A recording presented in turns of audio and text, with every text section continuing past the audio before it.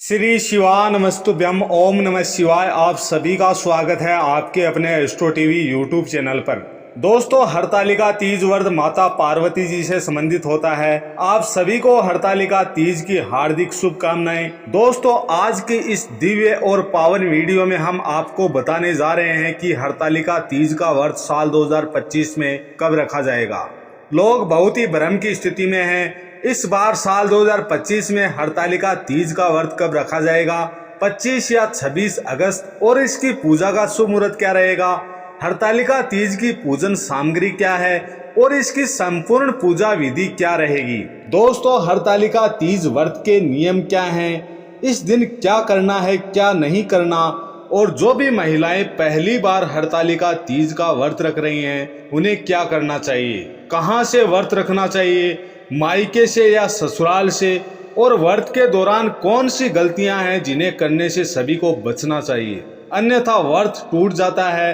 व्रत में कौन सी चीजें हैं जिनका सेवन करना है और कौन सी चीजों का सेवन नहीं करना है, इन सभी विषयों की जानकारी आपको इस वीडियो में प्राप्त होगी। लेकिन वीडियो शुरू करने से पहले आपसे निवेदन है कि थोड़ा सा भी आपको अच्छा लगे तो एक बार लाइक अवश्य कर दीजिएगा, और अखंड सौभाग्य की प्राप्ति और इच्छा पूर्ति के लिए कमेंट बॉक्स में अवश्य लिखिएगा जय माता दी, जय माँ गोरा। तो चलिए बात करते हैं हरतालिका तीज की। दोस्तों, हरतालिका तीज हिंदू धर्म में किए जाने वाले प्रमुख उपवासों में से एक है। हरतालिका तीज व्रत को सभी व्रतों में सबसे बड़ा अमृत माना जाता है। इसे भाद्रपद माह के शुक्ल पक्ष की तृतीया तिथि को किया जाता है। दोस्तों, ये सिर्फ एक पर्व ही नहीं बल्कि आस्था, प्रेम और समर्पण का प्रतीक है। ये पार्वती रूप नारी शक्ति का उत्सव है जिन्होंने अपने संकल्प और तप से महादेव को पति रूप में प्राप्त किया।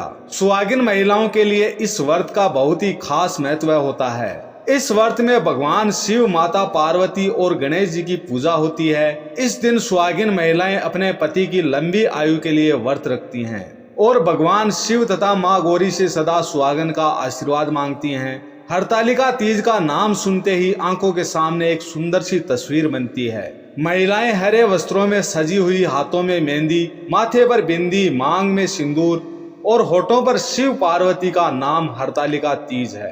हरतालिका तीज सिर्फ एक व्रत ही नहीं बल्कि एक स्त्री के प्रेम, त्याग, विश्वास और शक्ति का प्रतीक है। इस दिन महिलाएं भगवान शिव और माता पार्वती जी की पूजा करती हैं और अपने पति की लंबी उम्र तथा सुखद वैवाहिक जीवन की कामना करती हैं। दोस्तों, हरतालिका तीज का व्रत निर्जला और निराहार होता है, जिसमें महिलाएं रात्रि जागरण करती हैं और व्रत को संपूर्ण करती हैं। इस व्रत को कुंवारी लड़कियां भी रखती हैं माता पार्वती जी की तरह अच्छा वर प्राप्त करने के लिए। इसलिए जो कुंवारी लड़कियां इस व्रत को रखना चाहती हैं वे रख सकती हैं। आपको बता दें कि हरतालिका तीज का व्रत भगवान शिव और माता पार्वती जी के पुनर्मिलन के उपलक्ष्य में मनाया जाता है। ऐसा कहा जाता है कि माता पार्वती जी ने भगवान भोलेनाथ को पति के रूप में पाने के लिए कठोर तप किया था। माता पार्वती के कठोर तप से प्रसन्न होकर भगवान शिव जी ने उन्हें पत्नी के रूप में स्वीकार किया। तभी से अच्छे पति की कामना और पति की दीर्घायु के लिए कुंवारी कन्या और सौभाग्यवती महिलाएं हरतालिका तीज का व्रत रखती हैं। भगवान शिव तथा माता पार्वती जी से आशीर्वाद प्राप्त करती हैं। चलिए भक्तों, अब सबसे पहले हम जान लेते हैं कि हरतालिका तीज का व्रत कब रखना है और पूजा का शुभ मुहूर्त क्या रहेगा। ये जानने से पहले हरतालिका तीज की सामग्री, पूजा विधि, व्रत के नियम समझ लेने हैं। सबसे पहले पूजा की सामग्री एकत्रित करनी है। आपको बता दें कि उसके बाद आपको विधिवत पूजा करनी है। लेकिन आपको हम बता दें कि ये व्रत सभी व्रतों में सबसे कठिन व्रत होता है, क्योंकि दोस्तों हरतालिका तीज व्रत को निर्जल और निराहार किया जाता है। सूर्योदय से लेकर अगले दिन सूर्योदय तक अन्न और जल ग्रहण नहीं किया जाता। हरतालिका तीज व्रत करने पर इसे अधूरा छोड़ना नहीं चाहिए। प्रत्येक वर्ष इस व्रत को विधि विधान से करना चाहिए। हरतालिका तीज व्रत के दिन रात्रि जागरण किया जाता है। इस व्रत में व्रत रखने वाली महिलाओं को पूरी रात जागरण कर पूजा पाठ और माँ गौरी की आराधना में व्यस्त रहना पड़ता है। पूरी रात बिना सोए जागना पड़ता है। यदि किसी महिला की जाने अनजाने में नींद लग जाती है तो व्रत टूट जाता है। इसलिए पूरी रात रात्रि जागरण का विधान है। इसके अलावा हरतालिका तीज को कुंवारी कन्याएं और सुहागिन महिलाएं करती हैं। कुंवारी कन्या इस व्रत को अच्छा वर प्राप्त करने के लिए करती हैं। और सुहागिन महिलाएं पति की दीर्घायु और कुशल कामना के लिए इस व्रत को निर्जला रहकर व्रत करती हैं। इस व्रत में महिलाएं नए वस्त्र धारण करके 16 श्रृंगार भी करती हैं। हरितालिका तीज व्रत में महिलाओं का 16 श्रृंगार करना शुभ माना जाता है। जिस प्रकार 16 श्रृंगार महिला की सुंदरता में 4 चांद लगा देता है, उसी प्रकार पूजा में भी 16 श्रृंगार का विशेष महत्व होता है। हरितालिका तीज व्रत के नियम बहुत ही सख्त हैं। यदि किसी महिला के बस में व्रत को रखने की शक्ति नहीं है तो भूल से भी व्रत को ना रखें। ऐसा माना जाता है कि यदि व्रत में जल ग्रहण किया जाता है तो अगले जन्म में मछली का जीवन मिलता है। यदि फलों का सेवन किया जाता है तो अगला जन्म बंदरिया का मिलता है। यदि इस दिन सो जाए तो अजगर का जन्म मिलता है। इस व्रत में यदि कोई महिला दूध पीती है तो वह अगले जन्म में सर्प बनती है। जो शक्कर खाती है वह मक्खी बनती है।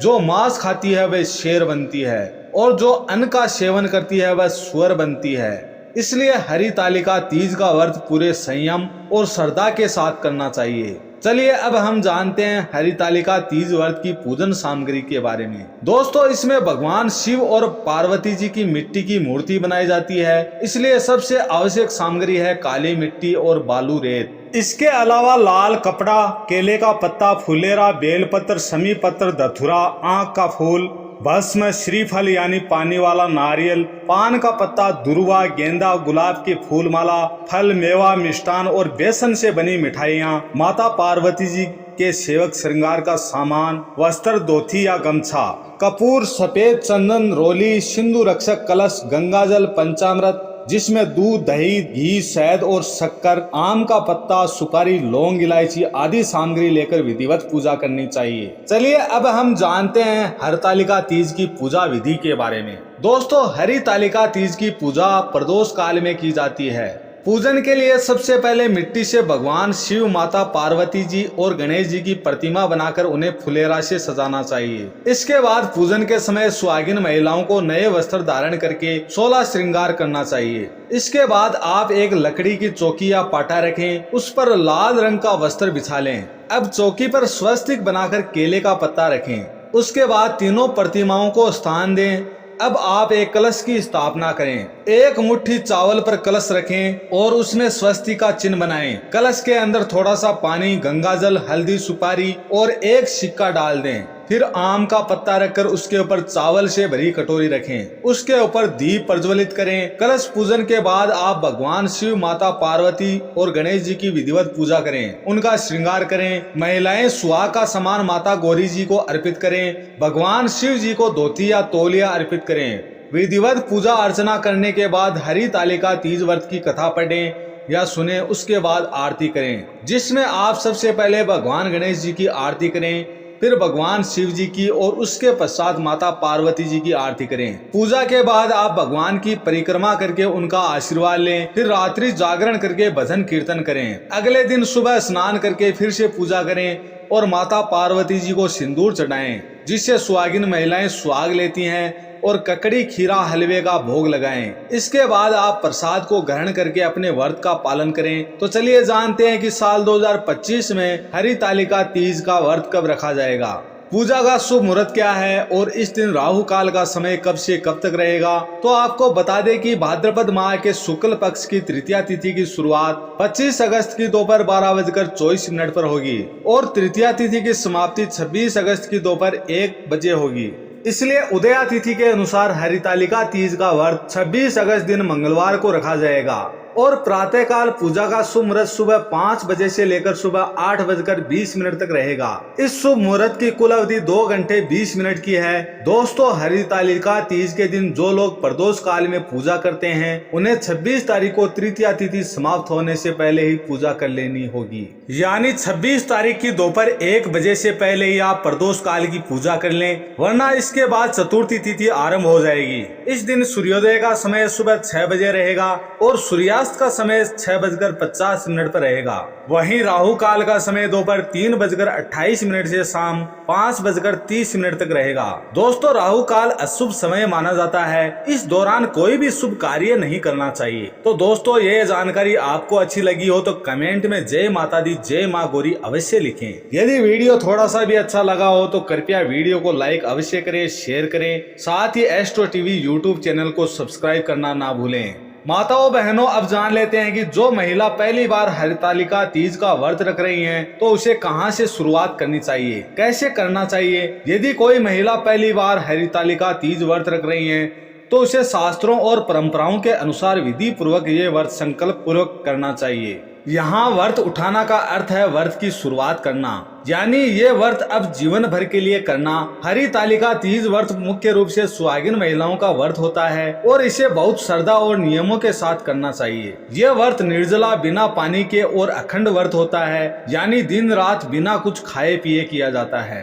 पहली बार हरितालिका तीज व्रत कैसे उठाएं? इसकी पूरी विधि इस प्रकार है। व्रत उठाने से पहले की तैयारी: व्रत से एक दिन पहले त्रयोदशी को हल्का सात्विक भोजन करें। तेल, मसाले और प्याज लहसुन का त्याग करें। स्नान कर साफ कपड़े पहने और घर में पवित्रता बनाए रखें। पहले दिन ही ये संकल्प लें कि अब मैं हर साल हरितालिका तीज व्रत करूंगी। यदि आप जीवन भर करना चाहती हैं, व्रत वाले दिन चतुर्थी की तिथि को मुख्य विधि स्नान और संकल्प से प्रारंभ होती है। सूर्योदय से पहले उठकर स्नान करें। स्वच्छ वस्त्र पहने। हल्के पीले, हरे या लाल रंग के कपड़े शुभ माने जाते हैं। एक चौकी पर लाल कपड़ा बिछाएं और उस पर माता पार्वती और भगवान शिव की मूर्ति या चित्र स्थापित करें। मिट्टी से शिव पार्वती जी की प्रतिमा बनाएं, जिसे हरतालिका देवी कहा जाता है। संकल्प लें। व्रत उठाना यानी हाथ में जल, फूल और अक्षत लेकर यह संकल्प लें: शिव पार्वती प्रसन्ना प्रथम हरतालिका व्रतम करिष्ये, अर्थात मैं शिव पार्वती को प्रसन्न करने के लिए